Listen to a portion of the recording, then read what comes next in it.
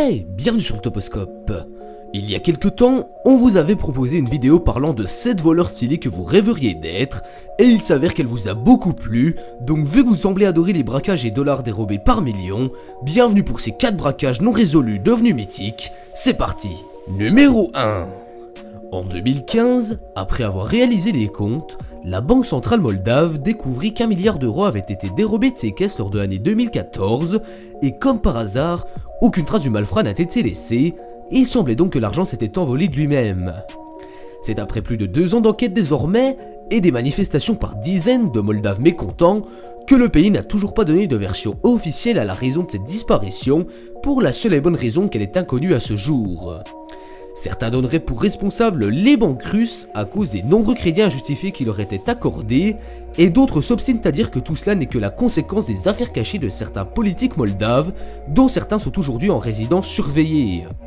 Enfin, peu importe la raison de ces disparitions incompréhensibles, l'argent, lui, est toujours en pleine nature dans les mains d'une ou plusieurs personnes inconnues.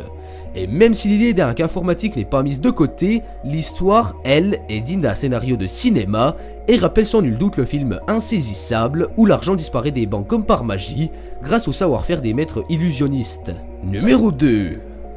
Réaliser un braquage de banque, ce n'est pas donné à tout le monde et encore moins aux imbéciles. L'ingéniosité et la ténacité sont indispensables au bon déroulement d'un casse. Mais en réalité, qui n'a jamais eu l'idée, comme dans les plus grands films de gangsters, de creuser un tunnel souterrain afin d'accéder au coffre-fort d'une banque et d'en dérober l'argent? Eh bien certainement quelques-uns, mais vous n'êtes pas seul à avoir eu cette brillante idée, puisque c'est en 2014 qu'un groupe de malfrats eut cette idée de creuser un tunnel de 30 mètres pour braquer la banque du Crédit Agricole de Bessières, comme dans le film des frères Cohen, Lady Killers. Après 2 mois de travail et d'élaboration intensive, la fine équipe que l'on surnommait le gang des égoutiers arrive à la banque et y dérobe plus de 2 millions d'euros. Contrairement à leurs collègues du cinéma, les cambrioleurs de Bessières sont moins amateurs et bien plus malins. Minutieux, ils s'entraînent sur un coffre-fort des semaines avant le casse afin de ne pas souper le jour J. Aujourd'hui, même si quelques traces ont été retrouvées et certains membres du gang également, il s'agit là de la somme d'argent qui, elle, est toujours en liberté. Numéro 3.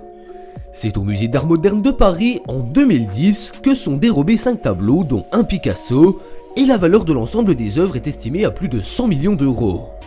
L'auteur, appelé l'homme araignée, a pour seul point commun avec Spider-Man sa dextérité et son savoir-faire inné. D'après les caméras de surveillance, l'homme agit en solitaire et tente d'attirer le moins possible les attentions. Il rentre en douceur par les fenêtres les moins surveillées du bâtiment et découpe les toiles de peinture au cutter sans emporter le cadre qui va avec, histoire de ne pas éveiller les dangereuses alarmes de sécurité. Le malfrat, après plusieurs mois, pensait s'en sortir indemne, mais il n'en est rien.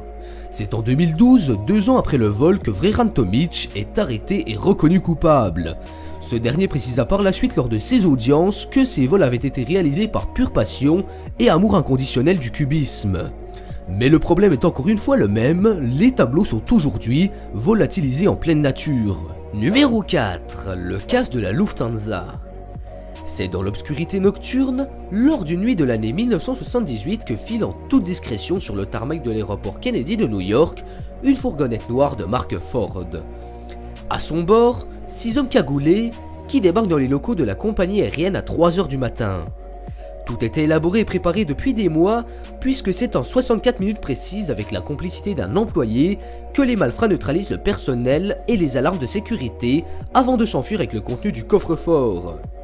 À l'intérieur, l'équivalent de 22 millions de dollars d'argent et plus de 1 million en bijoux. Aujourd'hui, 38 ans plus tard, le cas se reste encore sans aucune réponse et le FBI vient de perdre fin 2015 l'occasion de coincer l'un des derniers protagonistes supposés. Vincent Azzaro, l'un des principaux accusés de ce vol, évoqué dans le film Les Affranchis, a été acquitté le 12 novembre par la Cour fédérale de Brooklyn à New York. Il gardera donc avec lui tous les secrets et anecdotes de ce casse devenu aujourd'hui très mythique.